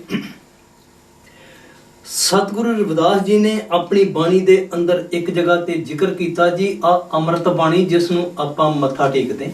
ਇਸੇ ਤਰ੍ਹਾਂ ਭਗਵਾਨ ਵਾਲਮੀਕ ਜੀ ਦੀ ਬਾਣੀ ਜਿਸ ਨੂੰ ਆਪਾਂ ਮੱਥਾ ਟੇਕਦੇ, ਇਸੇ ਤਰ੍ਹਾਂ ਗੁਰੂ ਘਰ ਦੀ ਬਾਣੀ ਜਿਸ ਨੂੰ ਆਪਾਂ ਮੱਥਾ ਟੇਕਦੇ। ਹਰੇਕ ਦੇ ਵਿੱਚ ਆਪਾਂ ਨੂੰ ਇਹ ਚੀਜ਼ ਜਿਹੜੀ ਉਹ ਲਿਖੀ ਹੋਈ ਮਿਲੇਗੀ। ਜਿਹੜੀ ਚੀਜ਼ ਉਸ ਨੂੰ ਪਸੰਦ ਨਹੀਂ ਉਸ ਨੂੰ ਛੱਡਣਾ ਪਵੇਗਾ। ਸਤਿਗੁਰੂ ਰਵਿਦਾਸ ਜੀ ਨੇ ਕੀ ਫਰਮਾਇਆ ਆਪਣੀ ਬਾਣੀ ਦੇ ਅੰਦਰ, ਕਹਿੰਦੇ ਆਪਣਾ ਘੀ ਵਕਟਾਈ ਏ ਜੋ ਮਾਸ ਪਰਾਇਆ ਖਾਏ, ਰਵਿਦਾਸ ਮਾਸ ਜੋ ਖਾਤ ਹੈ ਤੇ ਨਰ ਨਰਕੇ ਜਾਏ। ਆਪਾਂ ਉਸ ਦੇ ਗੁਣਾਂ ਦੀ ਗੱਲ ਕਰ ਰਹੇ ਹਾਂ, ਆਪਾਂ ਉਸ ਦੀ ਵਿਚਾਰਧਾਰਾ ਦੀ ਗੱਲ ਕਰ ਰਹੇ ਹਾਂ। ਮਨ ਦੇ ਅਧੀਨ ਆ ਕੇ ਗੁਰੂ ਘਰ ਦੇ ਅੰਦਰ ਜਿਹੜੇ ਹੋਰ ਕਾਨੂੰਨ ਕਿਸ ਨੇ ਬਣਾਏ, ਇਸ ਇਨਸਾਨ ਨੇ ਬਣਾਏ। ਸਤਿਗੁਰੂ ਰਵਿਦਾਸ ਜੀ ਨੇ ਕਿਤੇ ਨਹੀਂ ਲਿਖਿਆ ਇਸ ਚੀਜ਼ ਦੇ ਬਾਰੇ, ਜਾਂ ਭਗਵਾਨ ਵਾਲਮੀਕ ਜੀ ਨੇ ਕਿਤੇ ਇਸ ਚੀਜ਼ ਦਾ ਵਰਣਨ ਨਹੀਂ ਕੀਤਾ ਕਿ ਵੀ ਉਸ ਗੁਰੂ ਘਰ ਦੇ ਵਿੱਚ ਤੇ ਕੋਈ ਹੋਰ ਕਾਨੂੰਨ ਆ ਤੇ ਉਸ ਗੁਰੂ ਘਰ ਤੋਂ ਜਿਹੜੇ ਉਹ ਬਾਹਰ ਜਿਹੜੇ ਉਹ ਕੋਈ ਹੋਰ ਕਾਨੂੰਨ। ਇਸ ਤੋਂ ਅੱਗੇ ਇੱਕ ਰੈਫਰੈਂਸ ਆਪਾਂ ਹੋਰ ਲਵਾਂਗੇ। ਸਤਿਗੁਰੂ ਰਵਿਦਾਸ ਜੀ ਨੇ ਲਿਖਿਆ, ਕਹਿੰਦੇ ਦਇਆ ਭਾਵ ਹਿਰਦੇ ਨਹੀਂ ਭਖੇ ਪਰਾਇਆ ਮਾਸ ਤੇ ਨਰ ਨਰਕ ਮੇ ਜਾਹੇਂਗੇ ਸਤ ਭਖੇ ਰਵਿਦਾਸ। ਕਹਿੰਦੇ ਮੈਂ ਸੱਚੀ ਗੱਲ ਦੱਸ ਰਿਹਾ। ਸਤਿਗੁਰੂ ਰਵਿਦਾਸ ਜੀ ਕਹਿੰਦੇ ਭਗਵਾਨ ਵਾਲਮੀਕ ਜੀ ਨੇ ਉਸ ਚੀਜ਼ ਨੂੰ ਤ੍ਰੇਤਾ ਯੁੱਗ ਦੇ ਅੰਦਰ ਵਰਣਨ ਕੀਤਾ ਤੇ ਆਪਣੀ ਬਾਣੀ ਜਿਹੜੀ ਉਸ ਦੇ ਅੰਦਰ ਜਿਹੜਾ ਉਹਨਾਂ ਨੇ ਇਸ ਦਾ ਜ਼ਿਕਰ ਕੀਤਾ। ਇਸੇ ਤਰ੍ਹਾਂ ਅਵਗੁਣਾਂ ਦੀ ਆਪਾਂ ਗੱਲ ਕਰ ਰਹੇ ਹਾਂ, ਉਹਨਾਂ ਅਵਗੁਣਾਂ ਨੂੰ ਛੱਡਣ ਦੀ ਗੱਲ ਕਰ ਰਹੇ ਹਾਂ। ਜਿਸ ਤਰ੍ਹਾਂ ਭੈਣ ਜੀ ਜ਼ਿਕਰ ਕਰ ਗਏ ਕਿ ਵੀ ਉਸ ਦੇ ਗੁਣਾਂ ਨਾਲ ਸਾਂਝ ਪਾਉਣ ਦੀ ਆਪਾਂ ਗੱਲ ਕਰ ਰਹੇ ਹਾਂ। 2 ਚੀਜ਼ਾਂ ਪਰਮਾਰਥ ਦੇ ਅੰਦਰ ਜਿਹੜੀਆਂ ਸਭ ਤੋਂ ਵੱਧ ਰੁਕਾਵਟ, ਕਿਉਂਕਿ ਆਪਣੇ ਧਾਰਮਿਕ ਗ੍ਰੰਥਾਂ ਦੇ ਅੰਦਰ ਉਹਨਾਂ ਨੇ ਉਸ ਦਾ ਜਿਹੜਾ ਉਹ ਜ਼ਿਕਰ ਕੀਤਾ। ਦੂਸਰੀ ਚੀਜ਼ ਸ਼ਰਾਬ ਦੀ ਆਪਾਂ ਗੱਲ ਕਰ ਲਈਏ, ਗੁਰੂ ਘਰ ਵਿੱਚ ਤੇ ਉਸ ਦੀ ਮਨਾਹੀ ਤੇ ਗੁਰੂ ਘਰ ਦੇ ਦਰਵਾਜ਼ੇ ਤੋਂ ਬਾਅਦ ਕਹਿੰਦੇ ਜੀ ਜੋ ਮਰਜ਼ੀ ਕਰੀ ਜਾਓ, ਕਦੇ ਗੱਲ ਜਿਹੜੀ ਉਹ ਮੰਨਣ ਵਿੱਚ ਨਹੀਂ ਆ ਸਕਦੀ। ਸਤਿਗੁਰੂ ਕਬੀਰ ਸਾਹਿਬ ਮਹਾਰਾਜ ਜੀ ਨੇ ਆਪਣੀ ਬਾਣੀ ਦੇ ਅੰਦਰ ਇੱਕ ਜਗ੍ਹਾ ਤੇ ਜ਼ਿਕਰ ਕੀਤਾ ਜੀ, ਕਹਿੰਦੇ ਔਗਣ ਕਹੂੰ ਸ਼ਰਾਬ ਕਾ ਗਿਆਨਵੰਤ ਸੁਣ ਲੈ, ਮਾਨਸ ਸੇ ਪਸ਼ੂ ਕਰੇ ਦਰਬੇ ਕਾਟ ਕੋ ਦੇ। ਕਹਿੰਦੇ ਮਨੁੱਖ ਸੀ, ਕਹਿੰਦੇ ਪਸ਼ੂ ਬਣ ਗਿਆ। ਕਿਸ ਨੇ ਲਿਖਿਆ? ਸਤਿਗੁਰੂ ਕਬੀਰ ਸਾਹਿਬ ਮਹਾਰਾਜ ਜੀ ਨੇ ਲਿਖਿਆ। ਸਤਿਗੁਰੂ ਰਵਿਦਾਸ ਜੀ ਕਹਿੰਦੇ ਭਈ ਜੇਕਰ ਇਸ ਨੂੰ ਗੰਗਾ ਜਲ ਵਿੱਚ ਪਾ ਕੇ ਵੀ ਕੱਢ ਦਿੱਤਾ ਜਾਵੇ ਨਾ ਤੇ ਫਿਰ ਇਹ ਪਵਿੱਤਰ ਨਹੀਂ ਹੋ ਸਕਦੀ। ਗੁਰੂ ਗ੍ਰੰਥ ਸਾਹਿਬ ਵਿੱਚ ਇਹ ਸ਼ਬਦ ਹੈਗਾ ਉਹਨਾਂ ਦਾ, ਸੁਰਸਰੀ ਸਲਲ ਕਿਰਤ ਬਰੂਨੀ ਰੇ ਸੰਤ ਜਨ ਕਰਤਨ ਨਹੀਂ ਪਾ। ਇਸ ਕਰਕੇ ਉਹਨਾਂ ਦੇ ਗੁਣਾਂ ਨਾਲ ਸਾਂਝ ਪਾਉਣ ਦੀ ਗੱਲ ਆਪਾਂ ਆਖ ਲਈਏ। ਅੱਜ ਜਿਸ ਤਰ੍ਹਾਂ ਆਪਾਂ ਸਮੁੰਦਰ ਨੂੰ ਰਿੜਕਣ ਦੀ ਗੱਲ ਕੀਤੀ ਹੈ ਨਾ, ਤੇ ਉਸ ਦੇ ਵਿੱਚੋਂ ਵੀ ਦੱਸਦੇ ਕਿ ਇਹ ਜਿਹੜੇ ਉਹ ਅੰਮ੍ਰਿਤ ਤੇ ਜਿਹੜਾ ਵਿਸ਼ ਆ ਉਸ ਦੀ ਗੱਲ ਕਰਦੇ, ਜਾਂ ਜਿਹੜਾ ਉਹ ਸ਼ਰਾਬ ਉਸ ਦੀ ਗੱਲ ਕਰਦੇ। ਮੋਹਣੀ ਦੇਵੀ ਨੂੰ ਪ੍ਰਗਟ ਕਰਨ ਦੀ ਗੱਲ ਜਿਹੜੀ ਵਿਸ਼ਨੂੰ ਭਗਵਾਨ ਨੇ ਕੀਤੀ, ਤੇ ਦੈਂਤਾਂ ਨੂੰ ਉਹ ਸ਼ਰਾਬ ਪਿਲਾਉਣ ਦੀ ਗੱਲ ਕੀਤੀ, ਕਿਉਂਕਿ ਉਹਨਾਂ ਦੀ ਜਿਹੜੀ ਮਦ ਹੋਸ਼ੀ ਕਹਿ ਲਈਏ, ਮਤ ਜਿਹੜੀ ਉਸ ਨੂੰ ਮਾਰਨ ਦੀ ਆਪਾਂ ਗੱਲ ਕਰ ਲਈਏ। ਇਹ ਵੀ ਜਿਹੜੇ ਪ੍ਰਾਣ ਆ ਨਾ, ਆ ਖਾਸ ਕਰਕੇ ਸਕੰਦ ਪ੍ਰਾਣ ਤੇ ਸ਼੍ਰੀਮਦ ਭਗਵਤ ਪ੍ਰਾਣ ਜਿਹੜਾ ਉਸ ਦੇ ਅੰਦਰ ਇਸ ਸਮੁੰਦਰ ਨੂੰ ਰਿੜਕਣ ਦੀ ਗੱਲ ਜਿਹੜੀ ਉਹ ਮਹਾਤਮਾ ਨੇ ਲਿਖੀ। ਇਸ ਕਰਕੇ ਮਹਾਤਮਾ ਆਪਾਂ ਨੂੰ ਕੀ ਇਸ਼ਾਰਾ ਕਰਦੇ ਕਿ ਬਈ ਜਿੰਨਾ ਚਿਰ ਇਹ ਇਨਸਾਨ ਉਸ ਦੇ ਗੁਣਾਂ ਨੂੰ ਧਾਰਨ ਨਹੀਂ ਕਰੇਗਾ, ਜਿਤਨਾ ਅਰਸਾ ਇਹ ਇਨਸਾਨ ਬਾਣੀ ਕੀ ਕਹਿੰਦੀ ਉਸ ਨੂੰ ਮੰਨਣ ਵਿੱਚ ਲੈ ਕੇ ਨਹੀਂ ਆਵੇਗਾ, ਤੇ ਫਿਰ ਇਹ ਇਨਸਾਨ ਉਸ ਦੇ ਪ੍ਰਗਟ ਦਿਵਸ ਜਾਂ ਉਸ ਦੇ ਪ੍ਰਕਾਸ਼ ਉਤਸਵ ਤੋਂ ਜਿਹੜਾ ਉਹ ਫਾਇਦਾ ਨਹੀਂ ਉਠਾ ਸਕੇਗਾ। ਇਸ ਕਰਕੇ ਬਾਣੀ ਦੇ ਆਸ਼ੇ ਅਨੁਸਾਰ ਕਹਿ ਲਈਏ, ਭਗਵਾਨ ਵਾਲਮੀਕ ਜੀ ਦੀ ਬਾਣੀ ਦੇ ਅਨੁਸਾਰ ਆਪਾਂ ਗੱਲ ਕਰ ਲਈਏ, ਭਗਵਾਨ ਵਾਲਮੀਕ ਜੀ ਨੇ ਬਹੁਤ ਜਗ੍ਹਾ ਤੇ ਆਪਣੀ ਬਾਣੀ ਦੇ ਅੰਦਰ ਇਸ ਚੀਜ਼ ਦਾ ਜ਼ਿਕਰ ਕੀਤਾ, ਉਸ ਮਾਲਕ ਦੀ ਭਗਤੀ ਦੇ ਪ੍ਰਤੀ, ਉਸ ਮਾਲਕ ਦੇ ਗੁਣਾਂ ਦੇ ਪ੍ਰਤੀ, ਸਹਿਨਸ਼ੀਲਤਾ ਦੇ ਪ੍ਰਤੀ। ਜਿਸ ਤਰ੍ਹਾਂ ਆਪਾਂ ਵਿਰਾਗ ਦੀ ਗੱਲ ਕਰ ਲਈਏ, ਵਿਰਾਗ ਦੇ ਪ੍ਰਤੀ ਉਹਨਾਂ ਨੇ ਗੱਲ ਕੀਤੀ, ਤੇ ਖਾਸ ਕਰਕੇ ਉਹਨਾਂ ਨੇ ਸਾਧੂ ਸੰਗਤ ਦੀ ਗੱਲ ਜਿਹੜੀ ਆਪਣੀ ਬਾਣੀ ਦੇ ਅੰਦਰ ਕੀਤੀ। ਭਾਵ ਕਿ ਇਸ ਇਨਸਾਨ ਨੂੰ ਜਦੋਂ ਵੀ ਰਸਤਾ ਮਿਲੇਗਾ, ਜਦੋਂ ਵੀ ਇਹ ਇਨਸਾਨ ਉਸ ਮਾਲਕ ਨਾਲ ਮਿਲਾਪ ਕਰ ਸਕੇਗਾ, ਤੇ ਭਗਵਾਨ ਵਾਲਮੀਕ ਜੀ ਦੇ ਦੱਸਣ ਦੇ ਅਨੁਸਾਰ ਕਿ ਬਈ ਦੁਨੀਆ ਦਾ ਜਪ ਕਰ ਲਓ, ਤਪ ਕਰ ਲਓ, ਪੂਜਾ ਕਰ ਲਓ, ਪਾਠ ਕਰ ਲਓ, ਲੇਕਿਨ ਉਸ ਮਾਲਕ ਦੇ ਘਰ ਤੱਕ ਜਿਹੜਾ ਇਹ ਇਨਸਾਨ ਨਹੀਂ ਪਹੁੰਚ ਸਕਦਾ। ਇਸ ਕਰਕੇ ਉਸ ਦੇ ਗੁਣਾਂ ਦੇ ਨਾਲ ਸਾਂਝ ਪਾਉਣ ਦੀ ਆਪਾਂ ਗੱਲ ਕਰ ਰਹੇ, ਉਸ ਦੇ ਵਿਚਾਰਾਂ ਦੇ ਨਾਲ ਸਾਂਝ ਪਾਉਣ ਦੀ ਆਪਾਂ ਗੱਲ ਕਰ ਰਹੇ ਕਿ ਵੀ ਇਸ ਇਨਸਾਨ ਦਾ ਜਨਮ ਜਿਹੜਾ ਉਸ ਸਮੇਂ ਸਫਲ ਆਖਿਆ ਜਾ ਸਕਦਾ, ਉਸ ਸਮੇਂ ਇਹ ਇਨਸਾਨ ਉਸ ਮਾਲਕ ਦੇ ਨਾਲ ਮਿਲਾਪ ਕਰ ਸਕਦਾ ਜਦੋਂ ਇਹ ਇਨਸਾਨ ਉਸ ਮਾਲਕ ਦੀ ਜਿਹੜੀ ਬੰਦਗੀ ਕਹਿ ਲਓ, ਉਸ ਦੀ ਭਗਤੀ ਕਹਿ ਲਓ, ਉਸ ਨੂੰ ਮੰਨਣ ਵਿੱਚ ਜਿਹੜਾ ਉਹ ਲੈ ਕੇ ਆਵੇਗਾ। ਇੱਥੇ ਹੀ ਬਸ ਨਹੀਂ, ਜੇਕਰ ਆਪਾਂ ਗੁਰੂ ਘਰ ਦੀ ਬਾਣੀ ਦੇ ਉੱਪਰ ਵੀ ਵਿਚਾਰ ਕਰਕੇ ਵੇਖੀਏ, ਉਹਨਾਂ ਨੇ ਵੀ ਆਪਣੇ ਸਮੇਂ ਦੇ ਅੰਦਰ ਖਾਸ ਕਰਕੇ, ਕਿਉਂਕਿ ਸਤਿਗੁਰੂ ਕਬੀਰ ਸਾਹਿਬ ਮਹਾਰਾਜ ਜੀ ਮੁਸਲਮਾਨ ਘਰਾਣੇ ਸਨ, ਉਹਨਾਂ ਨੇ ਮੁਸਲਮਾਨ ਧਰਮ ਦੇ ਅੰਦਰ ਜਿਹੜੇ ਉਸ ਸਮੇਂ ਦੇ ਵਿਚਾਰ ਸਨ ਉਹਨਾਂ ਨੂੰ ਰੱਦ ਕਰਨ ਦੀ ਕੋਸ਼ਿਸ਼ ਕੀਤੀ। ਇਸੇ ਤਰ੍ਹਾਂ ਭਗਵਾਨ ਵਾਲਮੀਕ ਜੀ ਨੇ ਆਪਣੀ ਬਾਣੀ ਦੇ ਅੰਦਰ ਜਿਹੜੀ ਚੀਜ਼ ਵਰਣਨ ਕੀਤੀ, ਕਿਉਂਕਿ ਸੰਤਾਂ ਭਗਤਾਂ ਦੀ ਚਾਲ ਨਿਰਾਲੀ, ਜਿਸ ਤਰ੍ਹਾਂ ਆਪਾਂ ਕਹਿ ਲਈਏ ਨਾ, ਇਸੇ ਕਰਕੇ ਨਿਰਾਲੀ ਆ ਕਿਉਂਕਿ ਉਹਨਾਂ ਦਾ ਰਸਤਾ ਵੱਖਰਾ ਤੇ ਦੁਨੀਆਦਾਰਾਂ ਦਾ ਰਸਤਾ ਜਿਹੜਾ ਉਹ ਵੱਖਰਾ। ਇਸ ਕਰਕੇ ਬੜਾ ਜ਼ਰੂਰੀ ਭਗਵਾਨ ਵਾਲਮੀਕ ਜੀ ਦਾ ਪ੍ਰਗਟ ਦਿਵਸ ਮਨਾਉਣ ਤੋਂ ਭਾਵ ਉਹਨਾਂ ਦੀ ਬਾਣੀ ਜਿਹੜੀ ਉਸ ਨੂੰ ਮੰਨਣ ਵਿੱਚ ਲੈ ਕੇ ਆਉਣੀ। ਗੁਰਮੁਖ ਪਿਆਰਿਓ, ਭਗਵਾਨ ਵਾਲਮੀਕ ਜੀ ਨੇ ਆਪਣੀ ਬਾਣੀ ਅੰਦਰ ਸਰਬ ਸਾਂਝਾ ਉਪਦੇਸ਼ ਦਿੱਤਾ। ਭਾਵ ਉਹਨਾਂ ਦੀ ਬਾਣੀ ਸਾਰੀ ਮਨੁੱਖਤਾ ਵਾਸਤੇ ਆਖੀ ਜਾ ਸਕਦੀ। ਪਰ ਫਿਰ ਵੀ ਆਪਾਂ ਦੇਖ ਰਹੇ ਹਾਂ ਕਿ ਮੀਡੀਆ ਰਾਹੀਂ ਜਾਂ ਫਿਰ ਪੇਪਰਾਂ ਵਿੱਚ ਵੀ ਜੋ ਆਰਟੀਕਲ ਗੁਰਪੁਰਬ ਦੇ ਸੰਬੰਧ ਵਿੱਚ ਲਿਖੇ ਹੋਏ ਮਿਲਦੇ ਹਨ, ਜ਼ਿਆਦਾਤਰ ਇਸ ਤਰ੍ਹਾਂ ਦਾ ਲਿਖਿਆ ਹੋਇਆ ਮਿਲਦਾ ਹੈ। ਭਗਵਾਨ ਵਾਲਮੀਕ ਜੀ ਦੇ ਗੁਰਪੁਰਬ ਦੀ ਸਾਰੇ ਵਾਲਮੀਕੀ ਭਾਈਚਾਰੇ ਨੂੰ ਬਹੁਤ ਬਹੁਤ ਵਧਾਈ। ਜੇਕਰ ਕਿਸੇ ਨੇ ਵੀ ਸਮੁੱਚੀ ਮਾਨਵਤਾ ਦੀ ਗੱਲ ਕੀਤੀ ਤਾਂ ਮੈਂ ਉਹਨਾਂ ਪਾਸੋਂ ਮਾਫੀ ਮੰਗ ਲਵਾਂ, ਪਰ 75% ਤੋਂ ਵੱਧ ਨੇ ਭਗਵਾਨ ਵਾਲਮੀਕ ਜੀ ਨੂੰ ਸਿਰਫ ਵਾਲਮੀਕੀ ਪਰਿਵਾਰ ਵਿੱਚ ਪੈਦਾ ਹੋਣ ਵਾਲਿਆਂ ਲਈ ਹੀ ਆਖਿਆ। ਗੁਰਮੁਖ ਪਿਆਰਿਓ, ਜਿਹੜੇ ਇਨਸਾਨ ਮਨ ਦੀ ਗੁਲਾਮੀ ਵਿੱਚ ਦਿਨ ਰਾਤ ਬਤੀਤ ਕਰ ਰਹੇ ਹਨ, ਉਹ ਇਸ ਤਰ੍ਹਾਂ ਦੇ ਵਿਚਾਰਾਂ ਨੂੰ ਹੀ ਦੁਨੀਆ ਦੇ ਸਾਹਮਣੇ ਰੱਖਣਗੇ। ਮੈਂ ਫਿਰ ਦੁਹਰਾ ਦੇਵਾਂ, ਮਨ ਦੀ ਗੁਲਾਮੀ, ਕ੍ਰੋਧ ਦੀ ਗੁਲਾਮੀ, ਲੋਭ ਦੀ ਗੁਲਾਮੀ, ਵਾਸਨਾ ਦੀ ਗੁਲਾਮੀ, ਹਿੰਸਾ ਦੀ ਗੁਲਾਮੀ, ਇਹਨਾਂ ਸਾਰੇ ਫੁਰਨਿਆਂ ਨੂੰ ਇਕੱਠਾ ਕਰੀਏ ਤਾਂ ਬਣਦਾ ਹੈ ਮਨ। ਤੇ ਮਨ ਦੀ ਗੁਲਾਮੀ ਤੋਂ ਭਾਵ ਹੈ ਔਗਣਾਂ ਦੀ ਗੁਲਾਮੀ। ਗੁਰਮੁਖ ਪਿਆਰਿਓ, ਗੁਰੂ ਘਰਾਂ ਵਿੱਚ ਆਪਣੇ ਆਪਣੇ ਧਰਮ ਦੇ ਅਦਾਰਿਆਂ ਵਿੱਚ ਗ੍ਰੰਥਾਂ ਦਾ ਪਾਠ ਹੋ ਰਿਹਾ, ਪਰ ਜ਼ਿੰਦਗੀ ਵਿੱਚ ਤਬਦੀਲੀ ਨਹੀਂ ਆਈ ਜਾਪਦੀ। ਦੂਸਰੇ ਲਫ਼ਜ਼ਾਂ ਵਿੱਚ ਆਪਾਂ ਆਖ ਲਈਏ ਕਿ ਆਚਾਰ ਅਤੇ ਵਿਵਹਾਰ ਵਿੱਚ ਤਾਲਮੇਲ ਪੈਦਾ ਨਹੀਂ ਹੋ ਸਕਿਆ। ਤਾਲਮੇਲ ਉਸ ਸਮੇਂ ਪੈਦਾ ਹੋਵੇਗਾ ਜਦੋਂ ਇਹ ਇਨਸਾਨ ਗੁਰੂ ਦੀ ਮੱਤ ਉੱਪਰ ਚੱਲਣ ਦੀ ਕੋਸ਼ਿਸ਼ ਕਰੇਗਾ। ਆਪਾਂ ਆਖ ਸਕਦੇ ਹਾਂ ਕਿ ਜਦੋਂ ਵਿਚਾਰ ਅਤੇ ਆਚਾਰ ਇੱਕ ਹੋ ਜਾਣ ਤਾਂ ਇਸ ਇਨਸਾਨ ਦੀ ਅਮਲੀ ਰੂਪ ਪ੍ਰਗਟ ਹੋ ਜਾਂਦਾ।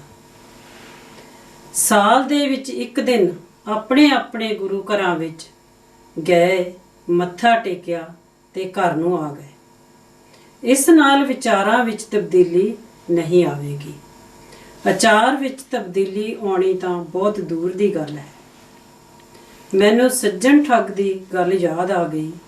ਗੁਰੂ ਨਾਨਕ ਦੇਵ ਜੀ ਨੇ ਸੱਜਣ ਠੱਗ ਨੂੰ ਆਖਿਆ, ਸੱਜਣਾ, ਸੱਜਣ ਬਣ ਕੇ ਠੱਗੀ ਨਾ ਕਰ। ਜਦ ਤੂੰ ਸੱਜਣ ਬਣ ਕੇ ਠੱਗੀ ਕਰਦਾ ਹੈ ਤਾਂ ਤੂੰ ਬਹੁਤ ਸਾਰੇ ਧੋਖਾ ਖਾ ਜਾਂਦੇ ਹਨ। ਮੈਂ ਬੇਨਤੀ ਕਰਾਂ, ਵਿਚਾਰ ਮਲੀਨ ਹੋਣ ਤੇ ਸਿਰਫ ਇਹ ਇਨਸਾਨ ਆਪਣਾ ਕਿਰਦਾਰ ਚੰਗਾ ਪੈਦਾ ਕਰੇ ਤਾਂ ਉਹ ਜ਼ਹਿਰ ਹੈ, ਜਿਹੜੀ ਖੰਡ ਵਿੱਚ ਲਪੇਟੀ ਹੋਈ ਆਖੀ ਜਾ ਸਕਦੀ। ਅੰਤ ਵਿੱਚ ਭਗਵਾਨ ਵਾਲਮੀਕ ਜੀ ਦਇਆ ਕਰਨ, ਆਪਾਂ ਉਹਨਾਂ ਦੇ ਗੁਰਪੁਰਬ ਤੋਂ ਸਿੱਖਿਆ ਲੈ ਸਕੀਏ, ਉਹਨਾਂ ਦੀ ਬਾਣੀ ਵਿੱਚੋਂ ਸੇਧ ਲੈ ਸਕੀਏ, ਤਾਂ ਜੋ ਇਹ ਮਨੁੱਖੀ ਜਨਮ ਜਾਮਾ ਸਫਲ ਹੋ ਸਕੇ। ਭਗਵਾਨ ਵਾਲਮੀਕ ਜੀ ਕੀ ਜੈ। ਜੈ ਗੁਰੂਦੇਵ। ਧੰਨ ਗੁਰੂ।